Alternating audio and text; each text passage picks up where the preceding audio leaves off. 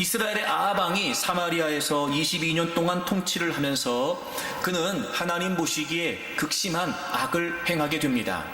하나님께서 그 아합 왕과 이스라엘 백성들의 패역한 모습을 심판하시지요. 그래서 엘리야를 통해 하나님이 말씀하시기를 하나님의 말씀이 없으면 수년 동안 비도 이슬도 내리지 않을 거라고 말씀을 하십니다. 그래서 그 지역은 가뭄이 들기 시작합니다. 당연히 여러분 먹을 게 모자라기 시작했겠지요. 우리가 분명히 짐작할 수 있는 것은 식량이 다 떨어져 갔을 테고, 그리고 먹을 것 때문에 모든 사람들이 다 부족하고 곤고한 삶을 살고 있었을 겁니다. 그럼에도 불구하고 그런 상황에는 도저히 있을 수 없는 일이라고밖에 여겨지지 않는 놀라운 사건이 한 여인의 가정에서 일어나게 되지요. 이름이 기록되어 있지 않은 이 사르밧 여인은 그런 상황임에도 불구하고 그 가뭄이 닿을 때까지, 비가 지면에 내리는 날까지 통에 가루가 떨어지지 않고 병의 기름이 없어지지 않았다는 겁니다. 어떻게 이런 뜻밖의 사건이 벌어질 수가 있을까? 여러분, 그런 걸 보면 그런 상황이라고 하여 모두가 다 그런 삶을 살아야 되는 건 아닌가 봅니다. 그런 조건을 만났다고 해서 모두가 다 그렇게 그런 조건에 따라 살아야 되는 건 아닌가 봅니다. 결국 여러분, 이 여인에게는 다른 그 무엇이 있었어요. 그래서 모든 사람이 그렇게 부족하고 메마르고 모자란 삶을 살아갈 때 이 여인만큼은 풍성한 삶을 살게 되었다는 겁니다. 여러분, 지금 우리가 살고 있는 시대가 그렇습니다. 모두가 다 모자라다고 말하고 모두가 다 부족하다고 말합니다. 특별히 여러분, 이 생존의 문제, 먹고 사는 문제가요, 늘 우리를 괴롭히고 있으며, 그리고 우리의 두 어깨를 무겁게 하는 게 사실입니다. 우리가 육을 가지고 이 세상에 살고 있는 한 아무리 믿음으로 산다고 해도 여러분, 그 먹고 사는 문제에 자유할 수 있는 사람은 아무도 없습니다. 그래서 모두가 기대합니다. 좀 넉넉했으면 좋겠다, 좀 풍성했으면 좋겠다, 모두가 다 기대합니다. 그래서 여러분, 나름대로 열심히 산다고 말하고 나름대로 열심히 노력을 한다고 말하지만 그렇게 기대하는 것만큼 채워지는 것 같지는 않습니다. 왜냐하면 여러분, 모든 사람이 그렇게 풍성함과 넉넉함을 기대하지만 그럼에도 불구하고 남는다는 사람 많지 않고요, 그럼에도 불구하고요 풍성하다는 사람 많지 않아요. 참 그 희한하지요. 오히려 여러분, 그렇게 열심히 노력하면 남아야 되고 풍성해야 되는데 말입니다. 그런 걸 보면 풍성함을 쫓는다고 풍성해지는 것 아니고요, 넉넉함을 추구한다고 넉넉해지는 것도 아닌가 봅니다.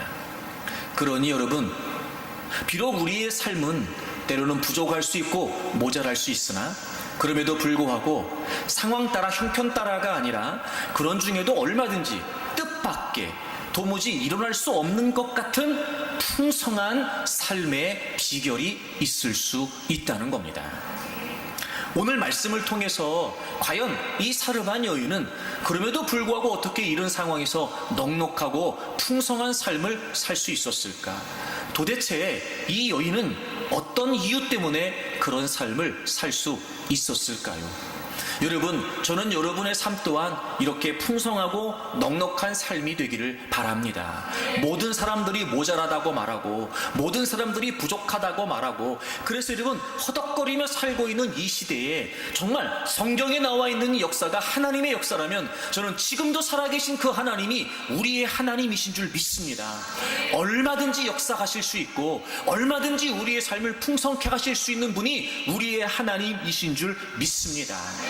그러니 여러분, 모두가 다 허덕이고 있는 이런 삶의 현장에서도 우리가 하나님을 믿는 하나님의 사람답게 풍성하고 넉넉함, 그래서 여러분, 우리도 쓰고도 남음이 있을 만큼 여러분, 그저 더 많은 사람들을 주님의 이름으로 섬길 수 있는 그런 풍성한 삶이 저와 여러분에게 있게 되기를 바랍니다. 그럼 여러분, 이 여인이 어떻게 이렇게 풍성하고 넉넉한 삶을 살 수 있었을까요? 지난 주일에 첫 번째 말씀을 여러분하고 함께 나눴습니다. 바로 이 여인이 선택이 남달랐는데 그것은 곧 하나님의 말씀대로 선택했기 때문이었습니다. 오늘 본문의 정황을 보게 되면 하나님께서 하나님의 심판의 메시지를 선언하고 그리시네가에 숨어 있었던 엘리야를 사르밧으로 가라고 명령하시죠. 근데 하나님께서는 엘리야에게 말씀하시기 전에 사르밧 여인에게 먼저 말씀을 하셨습니다. 그리고 엘리야에게 뭐라고 말씀하셨냐면, 내가 한 여인에게 말을 해놨으니까 너 이제 사르밧으로 가라. 그 여인이 너를 대접하게 될 것이다 라고 말씀을 하시지요. 그러니까 이미 지금 사르밧 여인은 이렇게 지금 점점 양식이 떨어져가는 이 시점에 하나님의 말씀을 듣게 됩니다. 하나님으로부터 명령을 받죠. 내가 엘리야를 보낼 테니까 너가 좀 그 엘리야를 대접하라는 겁니다. 그 말씀을 듣고 엘리야는 이제 사르밧으로 가게 되고 성문에 당도하여 나뭇가지를 줍고 있었던 한 여인을 만나게 됩니다. 그래서 그 여인에게 이야기를 하죠. 저기 내게 떡을 좀 하나 줄 수 있겠습니까? 라고 이렇게 이야기를 합니다. 사실 그때 이 여인은 나뭇가지를 줍고 있었던 이유가 있었는데, 그것은 바로 이제 지금 나뭇가지를 주어 떡을 만들어 먹으면 그 다음엔 이제 죽을 날을 기다려야 되는 상황이었던 겁니다.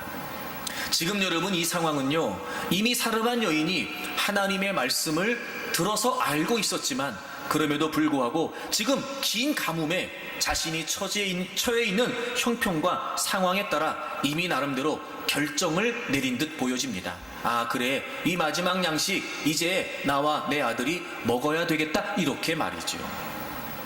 이미 하나님의 말씀을 들었습니다. 그런데도 상황이 그렇게 녹록지 않았습니다. 근데 엘리야가 와서 떡을 달라고 말했을 때 이 여인이 분명히 하나님의 말씀을 기억하기도 했었을 겁니다. 하지만 이 여인은 지금 자신의 처지를 오히려 엘리야에게 이야기를 하면서 자신이 왜 지금 나뭇가지를 줍는지를 설명하고 있었던 겁니다. 그때 엘리야가 한마디를 더 덧붙입니다. 하나님이 이렇게 말씀하셨습니다. 당신이 하나님의 말씀대로 떡을 만들어서 내게 가져오게 되면, 하나님이 뭐라고 말씀하셨냐면, 비를 지면에 내리는 날까지 통의 가루가 떨어지지 않고 병의 기름이 없어지지 않을 거라고 하나님께서 말씀하셨습니다. 재차 하나님의 말씀을 그 여인에게 들려줍니다. 이 여인은 지금 아주 중요한 선택의 기로에 놓이게 된 겁니다. 물론 표면적으로 보면 내가 먹느냐, 떡을 달라고 하는 엘리야에게 주느냐 라고 하는 선택일 수 있습니다. 하지만 여러분, 이거는 지금 그렇게 먹느냐 안 먹느냐의 단순한 선택이 아니었습니다. 하나님의 말씀대로 선택할 것이냐, 아니면 자신이 처한 상황에 따라 본인이 결정한 대로 선택할 것이냐. 즉, 엘리야를 준다는 건 하나님의 말씀대로 선택한다는 의미였고, 자기가 먹는다는 건 그럼에도 불구하고 하나님의 말씀이 있었으나 지금 자신의 처지가 너무 어려우니까, 그것마저도 이제 거의 다 양식이 바닥이 난 상태니까 이거라도 먹자 싶어 결정한 본인의 생각대로 선택하느냐, 여러분, 둘 중에 하나였습니다. 그런데 이 여인은 남다른 선택을 하게 됩니다. 하나님의 말씀대로 선택을 하지요. 그래서 오늘 본문에 보게 되면 그 말을 들었던 이 사르밧 여인이 가서 엘리야의 말대로 했다고 성경이 기록하고 있습니다. 즉, 엘리야를 통해서 그녀에게 들려주셨던 하나님의 말씀대로 이 여인은 떡을 만들어서 엘리야에게 가져다 주게 되었던 거예요. 그렇습니다, 여러분. 이렇게 모두가 다 부족하다라고 밖에 보여지지 않는 상황에 어떻게 이 여인이 풍성한 삶을 살 수 있었을까요? 여러분, 하나님의 말씀대로 선택했던 겁니다. 그렇습니다, 여러분. 우리는 인생을 살면서 수없이 많은 순간 선택의 기로에 놓이게 됩니다. 그때마다 대개의 경우 여러분, 우리는 나름대로 선택의 기준을 갖고 있습니다. 여러분, 한번 생각해 보십시오. 여러분의 선택의 기준은 무엇이었습니까? 여러분은 어떤 기준에 의해서 선택하고 계십니까? 과연 그 기준이 하나님이십니까? 아니면 그 기준이 나입니까? 여러분의 선택의 기준이 하나님의 말씀입니까? 아니면 여러분의 상황입니까? 여러분, 한번 곰곰이 생각해 보십시오. 왜 이게 중요하냐면 여러분, 지금 우리가 살고 있는 이 모든 삶의 결과들은 지금까지 내가 선택해온 선택의 결과이기 때문에 그렇습니다. 그러므로 여러분, 선택이 중요합니다. 지난날 우리의 잘못된 선택들, 그것 때문에 후회하자고 여러분에게 말씀드리는 게 아니에요. 만약에 여러분 선택이 우리에게 그런 삶의 결과를 가져다 준다면 지금부터라도 여러분, 우리가 하나님이 이유가 되고 하나님의 말씀이 이유가 되어 선택할 수 있다면 여러분, 우리의 삶은 얼마든지 풍성해질 수 있습니다. 모두가 다 그렇게 선택할 수밖에 없는 상황에서도 저는 여러분들은 좀 남다른 선택을 하셨으면 좋겠습니다. 왜냐하면 우리는 살아계신 하나님을 믿기 때문입니다. 모두가 다 형편 따라 선택해야 되고 모두가 다 상황 따라 선택해야 된다라고 하는 어쩔 수 없는 상황이라고 여겨지는 때도 여러분, 우리는 좀 남달리 선택했으면 좋겠습니다. 왜냐하면 우리는 우리의 하나님을 신뢰하기 때문입니다. 하나님을 믿기 때문에, 우리는 하나님을 신뢰하기 때문에, 그리고 내 인생을 나의 아버지 되신 하나님께서 책임져 주신다는 사실을 믿고 있기 때문에 여러분, 우리는 선택이 좀 달랐으면 좋겠습니다. 사랑하는 여러분, 저는 여러분의 삶이 넉넉하고 풍성해지기를 바랍니다. 하나님을 이유로 선택하십시오. 하나님의 말씀을 이유로 선택하십시오. 그래서 지난 주일에 그런 말씀을 드렸어요. 선택은 정체성에 관련된 문제입니다. 정체성. 내가 누구냐는 거예요. 내가 누구냐는 거예요. 모든 삶의 현장에서 그 상황이 먼저 고려되고 또 때로는 그 상황으로부터 주어질 예상되는 결과들이 먼저 고려되는 것이 맞습니다. 우린 늘 그런 삶을 살고 있습니다. 하지만 여러분, 그럼에도 불구하고 정작 중요한 것은 그 상황이 아니라 그 상황 속에 내가 누구냐는 거예요. 나를 잊지 않으면, 즉 내가 하나님의 백성 되었다라고 하는 사실을 잊지 않으면, 내가 예수 그리스도를 믿음으로 하나님의 백성이 되었다라고 하는 이 정체성을 잊지 않으면 여러분, 우리의 선택은 하나님이 기준이 되어 선택할 수 있을 것입니다. 그래서 여러분, 우리의 정체성과 하나님의 말씀대로 사는 것은 아주 밀접한 관련을 갖습니다. 자, 성경을 좀 찾아보겠습니다. 요한복음 8장입니다. 47절. 하나님께 속한 자는 하나님의 말씀을 듣나니 너희가 듣지 아니함은 하나님께 속하지 아니하였음이로다. 아멘. 여러분, 하나님의 말씀을 듣고 하나님의 말씀대로 행한다는 건 우리가 하나님께 속해 있기 때문입니다. 반대로 하나님께 속해 있지 않으면 하나님의 말씀을 듣지 않는다는 거예요. 여러분, 우리는 예수님을 믿음으로 말미암아 이제 하나님께 속한 하나님의 백성들이 되었습니다. 내가 하나님의 백성이 되었다는 사실이 분명해지면 우리는 하나님의 말씀대로 살 수 있습니다. 그런데 여러분, 자꾸 우리는요, 상황의 마음을 빼앗기고 지금 내가 직면해 있는 그 문제에만 자꾸 여러분 마음을 빼앗기게 되는 거예요. 여러분, 그럴 때마다 우리가요, 정신을 차려야 돼요. 여러분, 우리가요, 믿음의 이성을 분명히 해야 됩니다. 그래서 때로는 다급한 나머지 어쩔 수 없이라도 그런 선택을 할 수밖에 없다라고 하는 상황에서도 우리가 한 번 더 생각해야 돼요. 아, 나는 지금 하나님께 속해 있습니다. 하나님께 속해 있습니다. 나는 지금 하나님의 백성으로 존재합니다.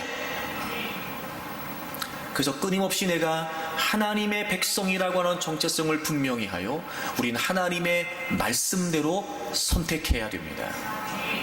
여러분, 다 예수님을 믿으시고 여러분이 이제 하나님의 백성 되었습니다. 여러분은 이제 하나님께 속해 있습니다. 여러분, 우리가 확신하던 확신하지 못하던, 우리가 하나님께 속해 있다는 이 신비한 사실, 이 복음의 신비를 우리가 다 깨닫던 깨닫지 못하던 하나님의 말씀이 우리에게 제시해주고 있는 우리의 정체성은 내가 하나님께 속한 하나님의 백성이 되었다는 겁니다. 그런 여러분, 우리가 어떤 상황을 만나도 내가 하나님의 백성이라고 하는 이 사실, 나는 지금 하나님 안에 있다라고 하는 이 분명한 정체성이 우리의 당당함, 우리의 자존감이 되었으면 좋겠습니다. 그래서 늘 하나님의 말씀을 기억하는 겁니다. 그리고 하나님의 말씀대로 선택하기 위해 힘쓰는 것입니다. 하나님이 기준이 되어 살기 위해 힘쓰는 거죠. 물론 여러분, 그 길이 쉽지는 않을 것입니다. 물론 여러분, 그게 그렇게 편안한 길이 아닐 수도 있습니다. 때론 여러분, 내가 하나님의 말씀대로 선택한다는 것 때문에 우리 눈에 보기에도 손해가 예상될 수 있습니다. 하지만 여러분, 그럼에도 불구하고 저는 우리 모두 하나님의 말씀대로 선택하여 하나님께서 책임져 주시는 삶의 은혜를 누리기를 원합니다. 그러므로 여러분, 하나님이 기준이 되고 하나님의 말씀이 이유가 되어 선택하는 여러분들이 되시기를 바랍니다. 저는 이 선택에 관한 이야기를 생각할 때마다 나는 아무리 해도 그렇게 할 수 없겠다 싶은 아주 대단한 선택이라고 여겨지는 장면이 떠오르긴 합니다. 바로 룻입니다. 룻. 엘리멜렉과 나오미의 가정이 베들레헴에 살고 있었고요. 그런데 그 지역이 가뭄이 들게 되지요. 그래서 그들이 이방 땅으로 내려가게 됩니다. 바로 모압이었습니다. 근데 거기에서도 사실 엘리멜렉의 가족은 비극적인 사건들을 겪게 됩니다. 두 아들 말론과 기럐이 그 모압 땅에서 모압의 여인들과 혼인을 하게 되고, 그래서 오르바와 룻이라고 하는 며느리가 그 가정에 들어가게 됩니다. 긴 세월을 보내면서 엘리멜렉도 죽고 말론과 기럐도 다 죽습니다. 그리고 그 가정에는 나오미, 오르바, 룻 이렇게 세 여인만 남게 되지요. 들려지는 소식을 의하면 다시 하나님께서 그 베들레헴 땅을 축복하셨다는 이야기를 듣고 이제 노년에 나오미는 고향으로 돌아가고 싶은 마음이 들었던 겁니다. 그런데 두 며느리를 데리고 간다는 건 쉬운 일이 아니었습니다. 자신은 고향으로 돌아가는 거였지만 이 두 여인은 고향을 떠나는 것이었고 남편도 없었고, 그러니 나오미가 결정하기를 두 며느리에게 나는 고향으로 돌아갈 테니까 너희들은 여기에 남아있으라고 하는 거예요. 그런데 불구하고 이 두 며느리가 그래도 우리가 어머니를 따라가겠습니다라고 이야기를 하죠. 안 되겠다 싶어 나오미가 또다시 재차 이야기를 합니다. 여기 남아있으라고 말이죠. 그래서 오르바는 그렇게 했다고 하고 어머니와 작별을 하는데 룻은 끝까지 자기 어머니를 따라가겠다고 이야기를 합니다. 근데 룻이 끝까지 자기 어머니를 따라서 베들레헴 땅으로 가겠다라고 했던 이유가 성경에 이렇게 기록되어 있습니다. 여러분, 룻기 1장을 찾겠습니다. 룻기 1장입니다. 구약성경. 짧아서 잘 못 찾으면 훅 넘어가요, 여러분. 구약성경 403페이지 룻기 1장입니다. 16절을 보겠습니다. 룻이 이르되 내게 어머니를 떠나며 어머니를 따르지 말고 돌아가라 강권하지 마옵소서. 어머니께서 가시는 곳에 나도 가고 어머니께서 머무시는 곳에서 나도 머물겠나이다. 어머니의 백성이 나의 백성이 되고, 그 다음 보세요. 어머니의 하나님이 나의 하나님이 되시리니. 여러분, 룻이 지금 자기 어머니를 따라서 고향을 떠나 낯선 땅 베들레헴으로 가겠다고 이야기했던 이유가 뭐였냐면 어머니의 하나님이 나의 하나님이 된다는 거예요. 다시 말하면 이런 거죠. 모압 땅에 살고 있었던 룻은 원래부터 하나님을 알고 믿었던 사람이 아니었습니다. 그럴 수가 없었겠죠. 그런데 이 나오미의 가정에 며느리로 들어가면서 하나님을 알게 된 거예요. 그리고 진짜 하나님이 참 하나님이라는 사실을 깨닫게 된 거죠. 여기까지는 여러분 누구나 그럴 수 있다고 생각이 됩니다. 그런데 여기에서 이 룻이 하나님을 이유로 베들레헴 땅으로 가기로 선택한 이 결정은요, 정말 대단하고 놀라운 결정입니다. 왜냐하면 고향을 떠나, 그것도 이방 여인의 몸으로 남편도 없이 유대 땅에 가서 산다는 건요, 굉장히 어려운 일이었습니다. 사실 우리는 지금 이게 피부로 느껴지지가 않아요. 그저 단순히 외국에 가는 차원이 아니라고요. 이 당시 유대인들은요, 이방인들을 사람 취급도 하지 않았어요. 게다가 남편도 없는 여인 홀로 시어머니를 따라 하나님을 믿겠다고 유대 땅으로 가기로 한 선택은, 이건 여러분 놀라운 선택이 아닐 수 없습니다. 이런 마음이었겠지요. 자기 혼자 모압 땅에 남겨져서는 하나님을 온전히 섬길 수 없을 것이라고 생각했을 거예요. 그러나 여러분, 몰라면 고향 땅에서 편안하게는 살 수 있습니다. 하지만 하나님을 이유로 선택하여 하나님을 믿겠다고 유대 땅으로 가게 되면 신앙은 지킬 수 있을지 모르겠으나 인간답게 사는 건 포기해야 될 수도 있습니다. 아주 중요한 선택의 기로에 룻이 놓여 있었습니다. 하나님을 선택하느냐, 편안한 삶을 선택하느냐, 신앙을 선택하느냐, 보장된 안락한 삶을 선택하느냐.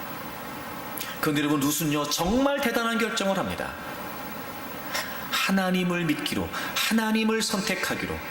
그래서 많은 어려움이 예상되고 도무지 인간답게 살 수 없는 그런 어려운 상황이 예상되지만, 그럼에도 불구하고 룻은 자기 어머니를 따라 유대 땅으로 가게 됩니다.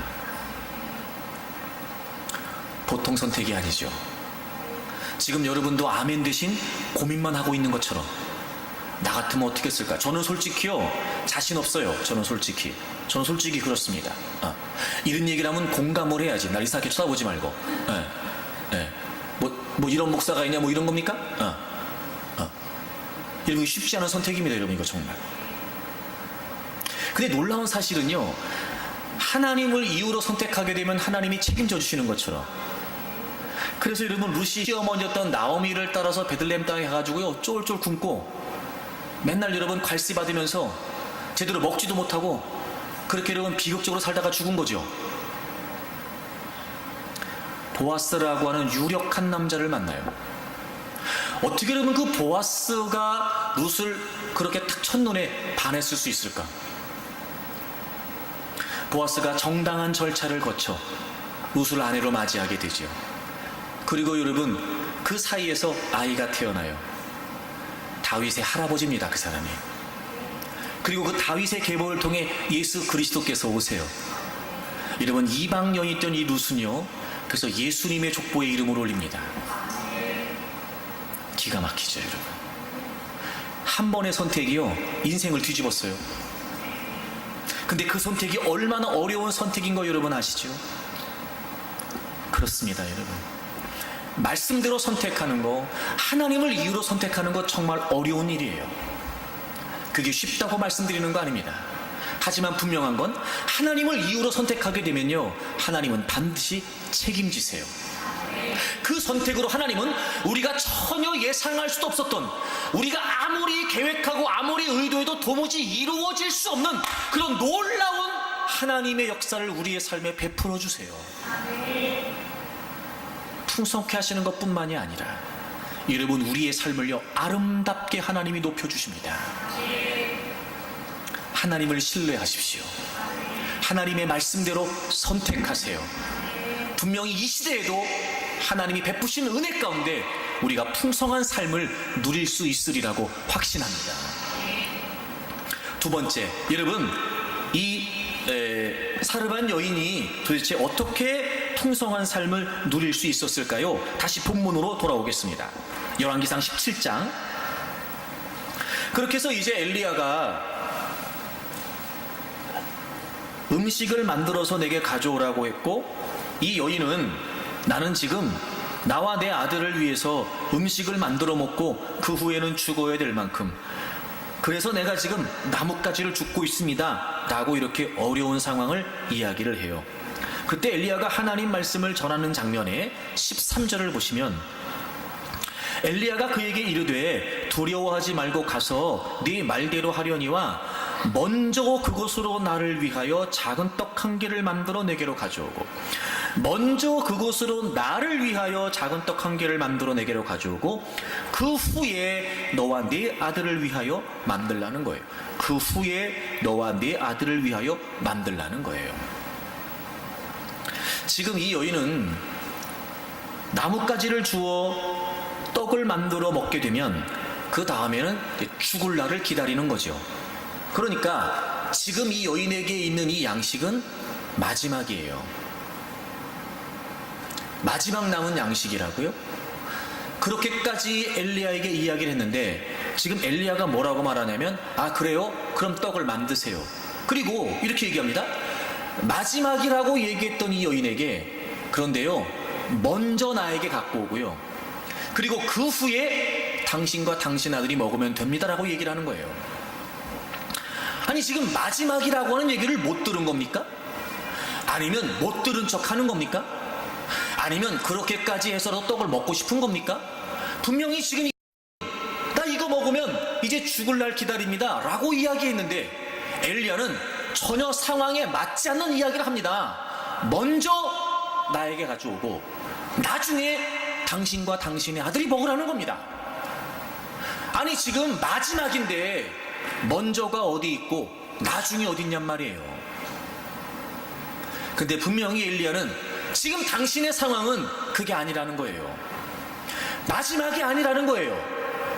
먼저가 있고 나중이 있다는 겁니다. 그리고 이 사람한 여인은 엘리야의 말대로 합니다. 즉 자기는 분명히 이 극심한 가뭄에 마지막 양식이기 때문에 이것은 나와 내 아들이 먹어야 된다고 나름대로 판단하고 나뭇가지를 줍고 있었는데 엘리야가 그게 아닙니다. 당신이 보기에는 마지막 같지만 그건 마지막이 아니에요. 먼저가 있고 나중에 있습니다 라고 했던 엘리야의 말을 듣게 되죠. 그리고 먼저 엘리야에게 떡을 가져왔어요. 그리고 도무지 있을 수 없는 일이 일어납니다. 아니 마지막이었는데 그게 마지막이 아니라고 말했던 엘리야의 말대로 먼저 떡을 만들어서 엘리야에 가져뒀더니 여러분 비가 내리는 날까지 통의 가루가 떨어지지 않고 병의 기름이 없어지지 않으므로 나중이 생겼던 거예요. 여러분 도대체 이 여인이 어떻게 풍성한 삶을 누릴 수가 있었을까? 이 여인은요 우선순위를 따라 산 겁니다. 여러분 우리가 이렇게 사는 것 같아요. 늘 우리는 마지막이에요. 하나님 앞에서도 하나님 이거 마지막이에요. 더 이상 물러날 데가 없어요. 하나님 여기서는 더 이상 이제 없어요. 하나님 이제는 끝이에요. 이제는 벼랑이에요. 하나님 이거 마지막이에요. 하나님. 그런데 하나님 그게 아니라는 거예요. 사실 이 말을 전하는 저도 자신 없어요. 저도 그렇게 못 사는 거 맞아요. 근데 하나님 오늘 말씀하시는 거예요. 그게 아니라는 거예요. 우리가 보는 상황은 마지막이에요. 이게 마지막이에요. 더 이상 없어요. 이제 물러날 데가 없어요. 이제. 근데 하나님 그게 아니라는 거예요. 먼저가 있고 나중이 있다는 거예요. 그렇습니다, 여러분. 우리가 그럼에도 불구하고 풍성한 삶을 살아갈 수 있는 비결은 뭐냐면요, 우선순위를 따르는 거예요. 여러분, 참 이렇게 말씀드리는 게 여러분의 형편과 처지를 모르지 않는 저에게는 참 좀 야속하다 싶은 마음도 들기도 합니다. 저 스스로.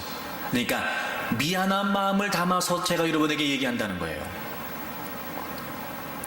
그거 마지막 아니에요. 거기에도요 먼저가 있고 나중에 있어요. 그걸 잊지 마십시오. 그럼 뭐가 먼저고 뭐가 나중일까? 먼저 나를 위하여 떡을 만들어 내게로 가져오세요, 이렇게 얘기합니다. 먼저 나를 위하여 떡을 만들어 내게로 가져오세요, 이렇게 이야기하고, 나중에 당신과 당신의 아들이 떡을 먹어서 이렇게 얘기하죠. 그럼 먼저가 뭐냐면 엘리야를 주는 거예요. 이게 무슨 의미일까요, 여러분? 서두에 그런 말씀을 드렸습니다만 지금 이 상황은 하나님께서 의도하시는 게 있었어요. 그게 뭐였냐면, 그리시네가에 숨어 있었던 엘리야를 하나님께서 사르밧으로 보내시면서 하나님의 사람이었던 그 엘리야를 사르밧 여인으로 하여금 대접하게 하셔서 이 엘리야의 먹고 사는 문제를 하나님이 지금 책임져 주시려고 했던 거였죠. 엘리야가 지금 나에게 먼저 가져오세요, 이 말은 무슨 말이에요? 당신도 알고 나도 알지 않습니까? 하나님이 나를 왜 당신에게 보내셨는지 당신도 알고 나도 알지요. 지금 이 상황에 하나님이 의도하시는 게 뭔지 당신도 알고 나도 알죠. 내가 먹는 게, 당신이 나를 대접하는 게 하나님의 뜻입니다.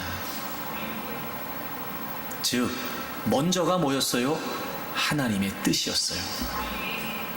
나중이 뭐예요? 나중이 당신이 먹는 거예요. 사르밧 여인이 먹는 거예요.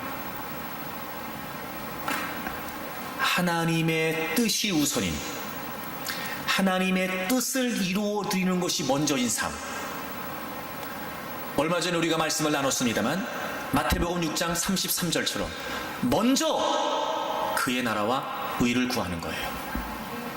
우선해서 첫째로 하나님의 뜻을 앞세우는 거예요. 이 상황에 분명히 하나님의 의도하시는 바를 엘리야도 알았고 사르밧 여인도 알았어요. 하지만 지금 처지가 마지막이라고 하는 현실적인 상황 때문에 지금 고민하고 갈등하고 있는 것이고, 물론 엘리야도 갈등했을 거예요. 여러분, 엘리야가 사르밧으로 오기 전에 그리시네가에 숨어 살았던 거 알고 계시죠? 하루에 한 번씩 하나님께서 까마귀를 통해서 고기를 물어다 주셔서 그걸로 하루를 때웠어요. 여러분, 하나님이 고기를 5근 10근 물어다 주셨을까요? 하루에? 그렇게 까마귀가 나르지도 못해요.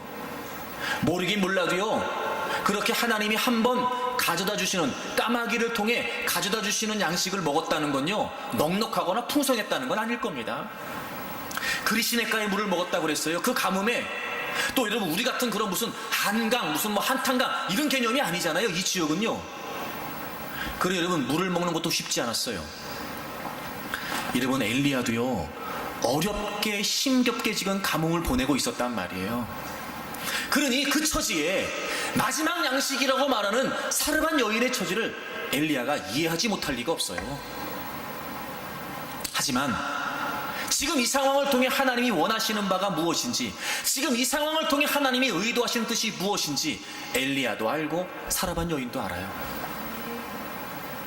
그 하나님의 뜻이 먼저라고 알려주고 있는 거예요. 그리고 이 여인은 그 엘리야를 통해서 전달되어지는 하나님의 말씀 속에서, 아하, 맞다, 이게 하나님의 뜻이었지. 아, 그래, 맞아, 이게 하나님의 뜻이었어. 나는 마지막이라고 말했을지 모르지만 이 마지막에도 먼저가 있었구나. 그리고 이 여인은 하나님의 뜻을 우선으로 해서 하나님의 뜻을 먼저 이루게 된 거예요. 그리고 하나님은 약속의 말씀을 따라 하나님의 말씀이 헛되지 않다는 걸 이루어 주셨어요. 가뭄이 다할 때까지 이 여인은 풍성한 삶을 누리게 되었던 겁니다. 그렇습니다, 여러분. 하나님의 뜻을 우선해서 살아야 돼요. 근데 우리는 늘 하나님 앞에 한결같아요. 하나님, 이런 지경에도 하나님의 뜻을 지금 얘기하시는 겁니까? 하나님, 날 정말 모르세요 지금? 내가 지금 어떻게 하루하루 넘어가고 있는지 모르시는군요. 제가 다 일일이 설명드려요? 하나님, 제가 가계부 보여드릴까요? 하나님, 제 수입과 지출을 보여드려요? 하나님? 참 하나님 너무하시네. 하나님 정말 이러시깁니까? 하나님 야속합니다. 나한테 먼저 주세요. 그러면 내가 할게요. 우린 늘 그래요, 여러분. 근데 하나님 그게 아니라는 거예요. 야, 너 그거 마지막 아니야. 너 다시 한번 생각해봐라. 야, 너 그거 마지막 아니야. 다시 한번 생각해봐. 늘 하나님은 우리에게 하나님의 뜻이 먼저라고 하시는 거예요. 근데 이렇게 생각해 보세요. 제가 이 본문을 보면서 그런 마음이 들었어요. 자, 비록 지금 이 여인은 마지막 맞아요. 그렇죠? 마지막이에요. 근데 이렇게 한번 생각해 볼까요? 그 긴 가뭄에 그 마지막은 누가 주신 거예요, 그러면? 지금 마지막이라고 말하는 그거 누가 주신 거냐고요? 그것도 하나님의 은혜예요. 그것도. 그럼 이렇게 생각하면 돼요. 하나님의 은혜로 어쨌든 지금 마지막이지만 하나님의 은혜로 여기까지 왔어. 근데 그 하나님의 은혜로 베풀으신 그것을 하나님이 하나님 뜻을 위해서 감당하라는 거예요. 여러분, 이렇게 생각하면 하나님의 뜻을 먼저 하는 게 맞아요. 근데 우리는 자꾸 은혜 얘기하면서 하나님이 주셨다 이 생각은 못하고, 은혜 얘기하면은요, 없을 때는 하나님의 은혜라고 막 그렇게 악을 썼다가 일단 딱 내 손에 들어오면 이제 하나님 거 아니고 내 거라는 거야 이게. 에? 그게 아니지요 여러분. 그래요, 힘든 거 알아요. 하루하루 버티는 거 알고요. 통장 찍어볼 때마다 가슴이 철렁 내려가는 거 나도 안다니까 여러분. 나도. 근데 여러분, 마지막이라고 생각되고 더 이상은 없다고 생각되고 이제 벼랑 끝이라고 생각했는데 어쨌든 거기까지 지금 살고 있는 게 누구 은혜냐고요 여러분. 하나님의 은혜예요. 그거 부정할 수 없어요. 그럼 여러분 보세요. 왜 하나님이 그 마지막을 지금 그 자리에 두신 걸까? 나는 마지막이라고 생각해서 내가 살 길을 찾지만 하나님은 그 시기까지, 이 긴 가뭄의 그때까지, 엘리야가 거기에 당도할 때까지 그 마지막을 남겨두신 하나님의 은혜는 과연 무슨 이유일까? 여러분, 이 생각하면 지금 우리가 그 마지막으로 해야 될 일은요, 내가 먹는 게 아니고요, 하나님의 뜻을 이루어 드리는 거예요. 근데 우리 맨날 얘기해요. 하나님, 요거 넘어가면 제가 주님의 뜻대로 하겠습니다. 하나님 지금 마지막이니까요, 요거 좀 채워주시면 제가 주님의 뜻대로 제가 할 거예요 라고 말하면서 마치 우리가 지금 하나님의 뜻을 너무 감당하고 싶은데 내가 마지막이기 때문에 마치 못하는 것처럼 얘기를 해요. 제가 얘기했죠. 먼저가 뭐라고요? 먼저가 지금. 먼저는 지금이에요 여러분. 마치 우리는 지금 내가 주의를 하고 싶은데, 지금 내가 주님의 뜻을 이루어드리고 싶은데 내 상황이 마지막이라 못하는 것처럼 얘기하지만 그 얘기는 지금 무슨 말이에요? 지금 하나님의 뜻을 위해 할 의사가 없다는 거죠. 그렇죠 여러분? 마치 우리가 하나님의 뜻을 감당할 것처럼 얘기하지만 지금 우리의 관심은 뭐야? 필요해요, 필요. 마지막이라는 얘기만 하는 거잖아 지금 우리는. 응? 그래서 여러분이 먼저 하나님의 뜻을 위한다라고 말할 때 오늘 우리가 본문에서 좀 살펴볼 표현이 뭐냐면, 여러분 12절을 보세요. 12절. 사르반 여인이 엘리야에게 얘기할 때 그 뒷부분에 보시면, 내가 나뭇가지 둘을 주어다가 나와 내 아들을 위하여, 나를 위하여, 나와 내 아들을 위하여. 근데 엘리야가 뭐라고 말하냐면요, 먼저 그것으로 나를 위하여, 엘리야를 위하여, 하나님의 뜻을 위하여. 여러분 생각나는 구절 없어요? 나를 위하여, 나를 위하여, 주를 위하여, 주를 위하여. 로마서 14장 찾아보세요. 7절. 우리 중에 누구든지 자기를 위하여 사는 자가 없고 자기를 위하여 죽는 자도 없도다. 우리가 살아도 주를 위하여 살고 죽어도 주를 위하여 죽나니 그러므로 사나 죽으나 우리가 주의 것이로다. 나를 위하여, 나를 위하여. 여러분 이제 이게 아니라고요. 주를 위하여, 주를 위하여. 이제 이거예요 우리는요. 예수 그리스도를 믿음으로 말미암아 이제 우리 하나님의 자녀가 됐어요. 하나님 백성 됐어요. 그래서 이제부터는 그 전에 예수 그리스도를 믿기 이전에는 죄악된 본성에 사단의 권세에 이끌려 나를 위해 욕심을 따라, 욕망을 따라 살았어요. 근데 이제는 예수님 안에서 우리가 하나님 자녀 됐어요. 그리고 우리가 하나님의 다스리심을 받는 하나님 안에 있는 하나님 백성 됐어요. 주를 위하여, 주를 위하여. 그러니까 여러분, 먼저 하나님의 뜻대로 산다는 거, 우선 하나님의 뜻대로 한다는 게 무슨 말이냐면요, 나를 위하여가 아니라 주를 위하여라는 거예요. 주를 위하여. 자 보세요 여러분, 선택이 정체성과 관련된 문제였다면 우선순위는요, 목적과 관련된 문제예요. 목적. 이 선택과 이 우선순위가 우리의 인생을 좌우합니다. 나를 위하여가 아니라 이제는 주를 위하여예요. 즉 주를 위한다는 건 주님의 뜻을 위한다는 거죠.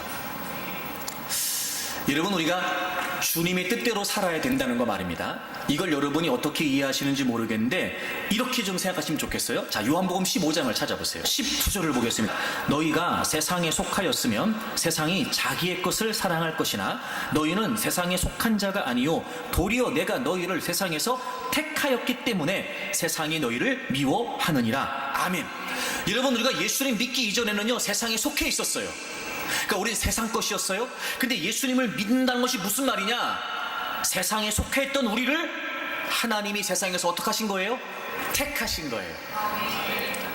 여러분, 우리가 예수님을 믿고 하나님의 자녀가 되었다는 게 무슨 의미냐면요, 세상에 있던 하나님이 우리를 택하셨다는 거예요.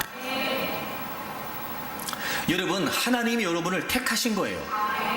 세상에서 내 마음대로, 내 욕심대로 죄악된 본성에 이끌려 원수마귀의 지배를 받고 살아있었던 그런 우리의 인생을, 우리의 존재를, 여러분, 예수 그리스도를 통해서 하나님이 우리를 선택해 주신 거란 말이에요. 학교 다니면서 반장으로 선택은 못 받아봤어도, 무슨 이런 지방성 같은 데 가서 선택은 못 받아봤어도, 여러분, 하나님께서 우리를 선택하셨답니다. 그리고 하나님께서 선택하신 우리를 통해 하나님은 하나님의 뜻을 이루어가기를 원하시는 거예요.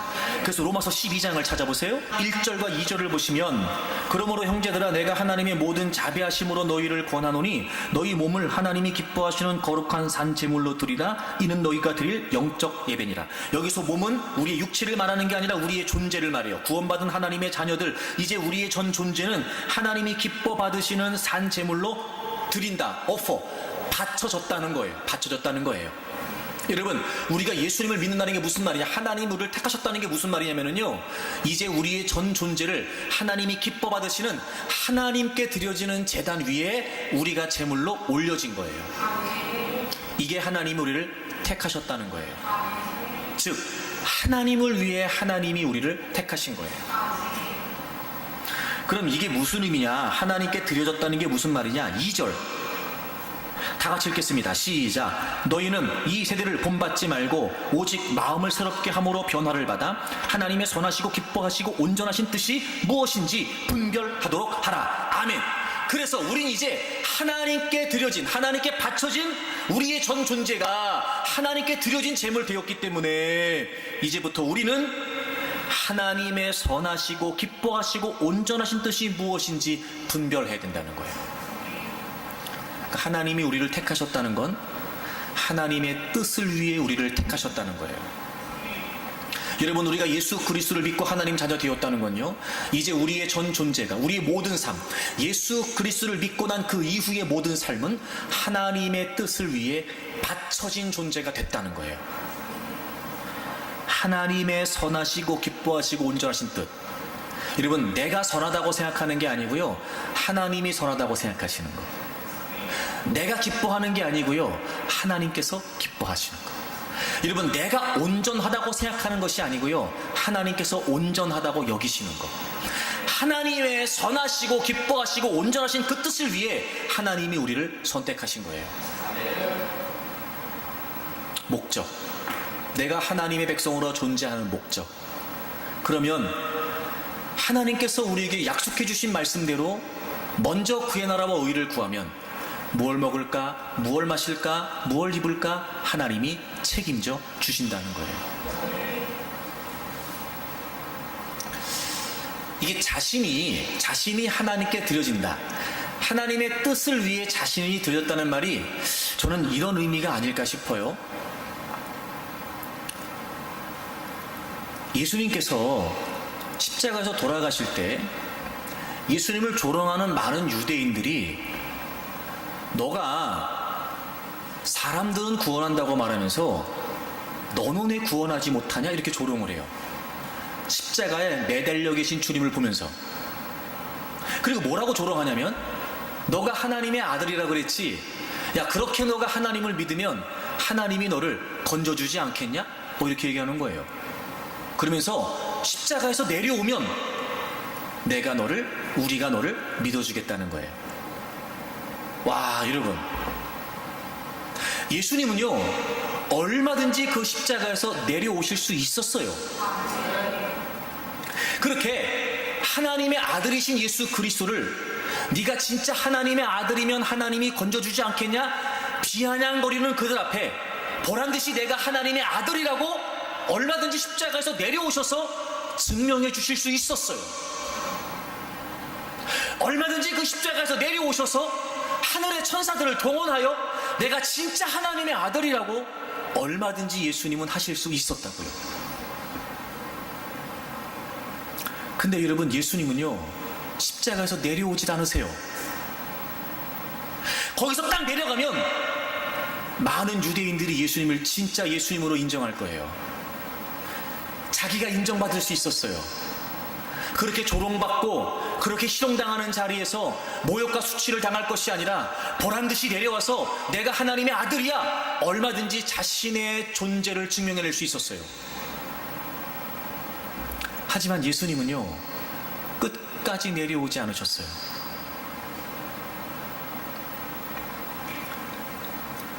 자신이 인정받으시는 것보다 하나님의 뜻을 이루시는 게 더 중요했기 때문이었어요. 먼저, 지금. 그리고 자신이 인정받으시는 것 또한 예수님은 하나님의 뜻대로 하기를 원하셨어요. 바로 부활이었어요. 여러분, 먼저 하나님의 뜻을 이루어간다는 건 바로 이런 의미예요. 심지어는 그 하나님의 뜻 앞에 나도 나서지 않는 거예요. 나도 앞서지 않는 거예요. 철저하게 그 하나님의 뜻만이 이루어지기를 힘쓰는 거예요. 그래서 주님께서 나를 따라오려거든 자기를 부인해라 라고 말씀하신 거죠. 여러분, 신앙생활은, 믿음 생활은 자기 실현이 아니고요, 자기 부인이에요.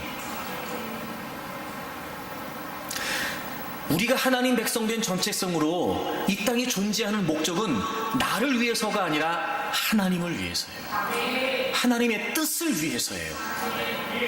그 하나님의 뜻을 위해서라면 나도 물러서야 돼요. 얼마든지 내가 나를 드러낼 수 있고, 얼마든지 내가 인정받을 수 있고, 얼마든지 그들 앞에 내가 어떤 존재인지를 과시할 수 있는 상황에서도 하나님의 뜻을 이루는 게 먼저란 말이에요. 그렇게 되면 그 십자가에서 죽으신 예수 그리스도를 3일 만에 하나님의 능력으로 부활하게 하심으로 진짜 그 예수 그리스도가 하나님의 아들이심을 하나님께서 증명해 주셨듯이, 여러분, 하나님이 우리를 책임져 주신다는 거예요. 그러니 여러분, 어떻게 해서든지 하나님의 뜻을 앞세우고 기꺼이 자신을 꺾어서라도 하나님의 뜻을 이루어가기 위해, 우리가 지금 나를 위해서가 아니라 지금 하나님을 위해서 존재한다면 반드시 하나님은 우리의 삶을 책임져 주실 거예요. 그런데 여러분, 제가 늘 말씀드렸지만 하나님의 뜻을 안다는 건 신비가 아니에요. 계시받는 거 아니에요. 하나님의 뜻을 안다는 건 눈 감고 앉아 계시받는 거 아니에요. 하나님의 뜻을 안다는 건 반드시 꼭 하나님의 말씀을 통해 깨닫는 거예요. 그러니 말씀을 알아야 돼요. 이런 말씀을 일도 모르면서 하나님의 뜻 얘기하지 마세요. 말씀을 알아야 돼요. 그러니까 말씀을 읽어야 되고 말씀을 들어야 돼요. 그게 다일까? 아니요. 여러분, 우리는 우리의 이성과 우리의 지성으로 절대로 하나님 말씀을 깨닫지 못해요. 보십시오. 하나님 말씀은 살아있고 운동력이 있어요. 다시 말해, 하나님 말씀에 생명이 있고 하나님 말씀에 능력이 있다고요. 마침내 우리가 하나님 말씀에 접촉되게 되면 반드시 우리의 존재가 움직이게 되어 있어요. 사람과 사람이 길거리에 가다가 어깨만 부딪혀도요, 그 움직임 때문에 반동이 생겨요. 그렇죠, 여러분? 근데 하나님 말씀은 살아있고 운동력이 있대요. 근데 내가 그 말씀을 깨달았어요. 근데 내가 어떻게 가만히 있냐고요.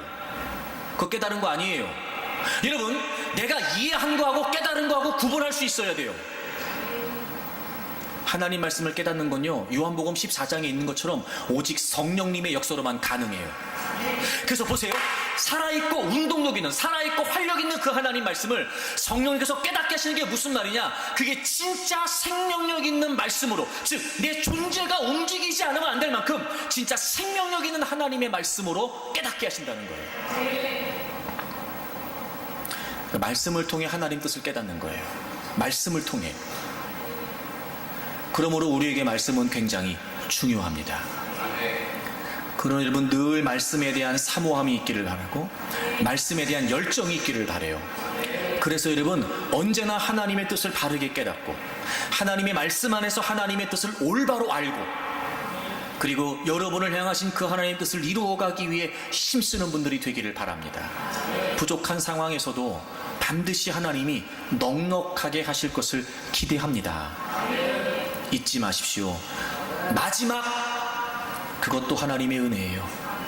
그러면 마지막이라고 말하면서 마지막으로 나를 위해 살 것이 아니라 그 마지막까지도 하나님을 위해 사는 거예요. 그렇게 여러분, 마지막 남은 것까지라도 내게 주신 것이 하나님의 것이고 하나님의 은혜이니, 하나님, 제가 은혜 입은 자답게 은혜를 은혜로 여겨 내가 마지막까지도 하나님의 뜻을 위해 살겠습니다. 그렇게 은혜 안에 우리에게 있어 주어진 모든 것들이 하나님의 뜻을 위한 것이라는 걸 인정하게 된다면, 그래서 그렇게 살 수 있다면 하나님이 반드시 우리의 삶을 풍성케 하실 줄로 믿습니다. 여러분, 모두가 다 부족하다가 아우성치는 이 시대에 저는 하나님께서 역사하심으로 말미암아 우리의 삶에 넉넉함과 풍성함이 있기를 바랍니다. 선택이 중요합니다. 우린 하나님 백성 됐어요. 그러니 하나님 백성이라는 정체성을 가지고 하나님이 이유가 되고 하나님의 말씀이 기준이 되어 선택하십시오. 여러분의 삶의 우선순위가 분명하십니까? 내가 이제 하나님 백성 되었으니 나는 하나님의 뜻을 위해 존재한다는 나의 목적을 분명히 하고, 여러분, 지금 하나님의 뜻을 이루기 위해 먼저 그 일을 행하십시오. 하나님께서 반드시 우리의 삶을 책임져 주실 것입니다. 여러분, 남은 6개월 기간 동안 오늘 감사하며 하나님께 예배하는 여러분 모두의 삶에 하나님께서 공급하시고 채우시는 풍성함과 넉넉함이 있기를 바랍니다.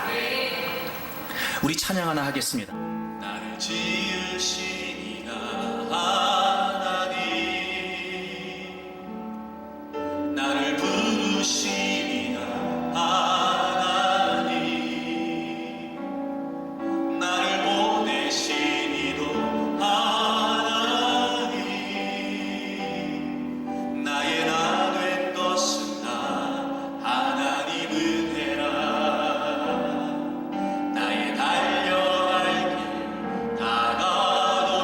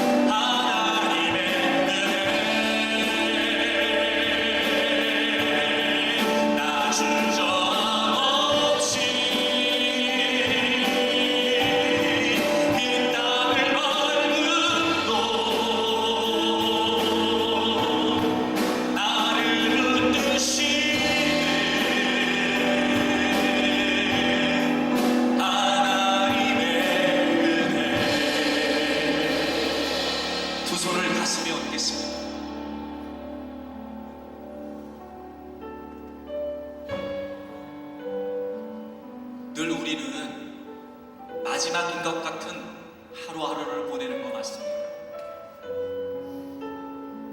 내일을 위한 그 어떤 것도 남겨둘 수 없을 만큼 오늘이 우리에게 마지막인 것 같은 인생을 살 수도 있습니다. 하지만 잊지 마십시오. 그 마지막 역시 하나님의 은혜로 있는 것입니다. 그러니 여러분, 그 마지막까지도 주를 위해 살 수 있다면 하나님은 우리가 마지막이었던 것 같은 그 삶을 결코 마지막이 되게 하신 이는 없습니다. 우리를 이 땅에 존재케 하시고 하나님의 뜻을 감당하라고 우리에게 생명을 주셨습니다. 여러분, 그렇게 우리의 삶이 끝장나지 않습니다. 그러므로 오늘 다시 한번 다짐하십시오. 하나님, 저는 마지막까지 주를 위해 살겠습니다. 마지막까지도 주님을 위해 먼저 내어드리겠습니다. 먼저가 있으면 나중에 있는 삶을 책임져 주신 아버지께서 나의 아버지 되심을 신뢰로 하나님이 먼저가 되고 하나님의 뜻이 먼저가 되어 하나님을 위해 살겠습니다. 여러분의 믿음의 고백을 담고 감사의 고백을 담아서 이 시간 정말 진지하게 하나님 앞에 기도하시기를 바랍니다. 우리 다 같이 동성으로 기도하겠습니다.